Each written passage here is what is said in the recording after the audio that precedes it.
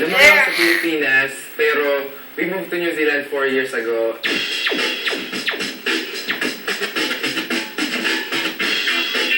Gumawa talaga ako ng Facebook account 4 years ago. Nung gumawa ng Facebook account, nakatanggap ako ng mga sobrang daming friend requests, random people na hindi ko talaga kilala.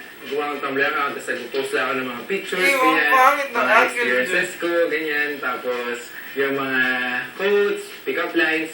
Hanggang sa dumami yung mga followers ko ng pag ganun-ganun lang talaga. Hi, miss. Taga-iyo ka ba? Sabi kasi ng puso ko, tama raw na ikaw ang mahalin ko. Miss, parang racetrack. Ganda ng curves mo.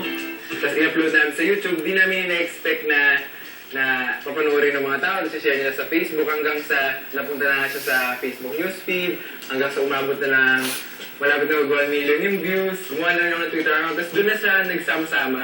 Parang yung mga galing sa Facebook, sa Tumblr, sa YouTube. Tapos yung sa Twitter na parang who's this Kim Boy Feliciano? Ba't ang dami yung followers doon? So yun, halo-halo na yung mga followers ko doon hanggang sumabot na ng 400k. Hey guys, kamusta? Ayun, kakagising lang namin, grabe. Yung tinitirang kong condo ngayon, 1 month na kami doon. Nung dumating ako dito, doon ako tumutuloy. Pero minsan, umuwi ako sa Agunoy pag may time, kunwari weekend, gano'n. Binibisita ko yung lolo ko, and dinadalo ko si Lola. And sinecheck ko na yung mga tweets. Pag gumigising kasi ako talaga, diretso na ako sa cellphone ko, sa laptop ko. Sinecheck ko yung mga tweets. And I update kila mami kasi diba 5 hours ahead sila. So, ano oras na doon? 9, 10, 11, 12, 1, 2 na pala doon. Namiss ko talaga sa New Zealand, syempre yung family ko na talagang nandun. Wala ako dito para nag-celebrate ako ng Christmas and New Year nga na ako lang and with Lolo. Pero syempre masaya pa rin kasi kasama ko yung mga pinsan ko. Sabi nga isa dito, napag-inipan kita kagabi, kainis lang kasi akala ko totoo na ay sobrang I miss you na. Grabe.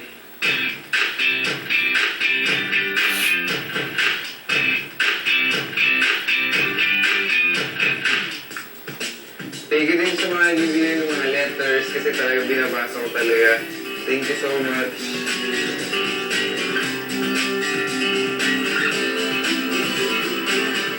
Yung feeling talaga parang sobrang nakaka-overwhelm na parang kahit mga letters talaga, sobrang effort. Yung binabasa ko talaga siya, sobrang nakakatuwa na parang, uy, ganito pala ako kahit hindi pa kami nagkakamit, ganito pala, sobrang special ko pala sa kanya na parang nai-inspire ko pala siya.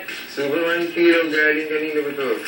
Galing kay Angelica Denis, galing kay Jean, galing sa akin po Addicts. Thank you so much, Addicts. Simula nung nakilala ako sa Twitter, ganyan, tinatawag nila akong Superman.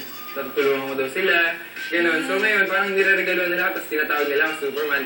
Ito yung mga shoes ko, diyan ko tinatago. Ito yung favorite na shoes ko. Binili namin ito ng kapatid ko, ni King, sa New Zealand pa. Ito, naalala niyo ba ito? Ito yung suot ko sa Ikaw Lang, yung red na polo doon. Yan, dala ko dito. Pag wala kaming ginagawa, wala na talaga kaming magawa. Pagkatapos sa amin kumain, kakanta na lang kami, tutugtog lang kami, tapos ako yung kakanta. Kala kayo... Sa iyong ngiti, ako'y nahuhumaling. At sa tuwing ikaw ay gagala, ang mundo ko'y tumitigil para lang sa'yo. Ang ngawit ng aking puso, sana'y mapansin mo rin ang lihim kong pag-ibig. Sana'y mapansin mo rin ang kong to. Kumbaga, siyempre, nakakasama mo na siya dati na wala lang, totoy lang, tapos ngayon, hindi mo akalain na ang dami mong mahanga sa kanya. Parang gano'n. Uy, Kuya Kimboy! Kuya Kimboy! Oh my God! Boy, nandiyan ka pala. Alam mo, may nakita akong chicks kanina, nakatingin sa'yo. Nandun, nakita ko. Oh. Marami sa inyo nakilala talaga ako doon sa paggawa ko ng mga pick-up lines video. So, marami rin nagtatanong kung kailan daw gagawa ng pangalawa eh. So, why don't we try it ngayon, di ba? Game! Christmas ka ba? Kasi, I wanna marry you eh. Ito ba isa? Okay. Kutsara ka ba? Kasi tuwing nakikita kita, napapanganga ako eh. Boom! Parang gumawa ng isang video, yung parang pag may naisip ka na parang kakaiba or basta yung mga ginagawa mo lang na normal na ano, parang kahit naman sino pwedeng gumawa ng mga videos eh. Basta may camera ka lang and confidence lang talaga na maniwala sa sarili mo na kaya mo. And upload lang talaga. Go to YouTube or somewhere, upload it and then share it lang talaga. Yun. Ayan, nag-upload na. Teka, ang bilis. Ayan, sa YouTube na. Galing, di ba?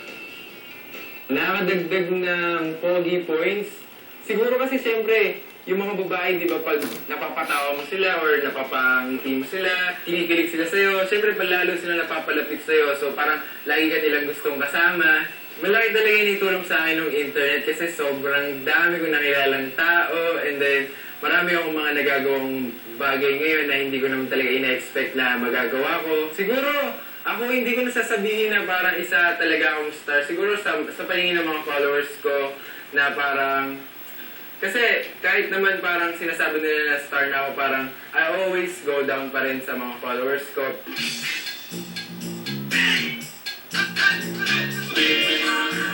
No.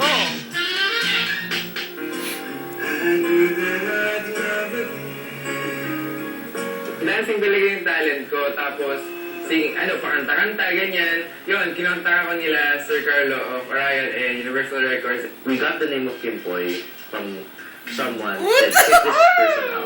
Yes, So, Sir nakita namin, Carlo! Ang dami ng followers. During that time, siguro nasa 380,000 followers na. More than the talent and all the other things na kasama nun, may charm eh. The charm is there. Whatever he does, whenever he talks, he tweets, he sings, he dances, there's that charm. Hindi siya intimidating. Yeah. It's something na you would appreciate. He's really like the boy next door.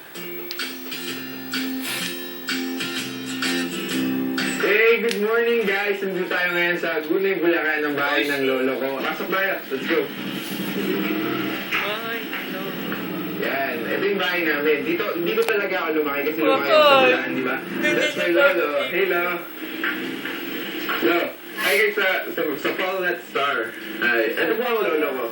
Lolo Pedring. Yes. Okay, asa na? So parang nakakatuwa pati yung family ko, napapasaya ko sila doon sa mga bagay na ginagawa ko. Ang pamilya ko sobrang halaga talaga sa akin na parang ibibigay ko lahat para sa kanila. Gagawin ko lahat para mapasaya sila, para lagi ako nandyan para sa kanila. Pag may time talaga, uuwi talaga ako para makita ko sila. So ayun nga guys, ito yung ginagawa namin dito sa Bulacan. Pag wala kami ginagawa, nagbabike lang kami, kami magpipinsan. And kasama namin si Lolo. 94 na siya, mahilig pa siya mag-bike. Let's go! Go na, pakita mo sa kanila, go!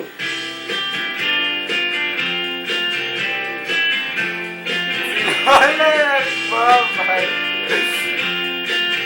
Yung lagi namin ginagawa ng mga pinsan ko, Artista! tapos nagsastroll, nakalakad, gusto sila pupunta.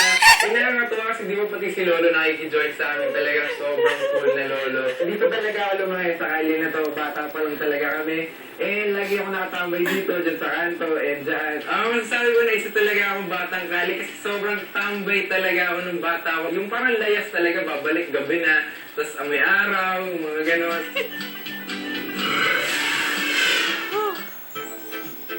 Nag-start po yung Jamich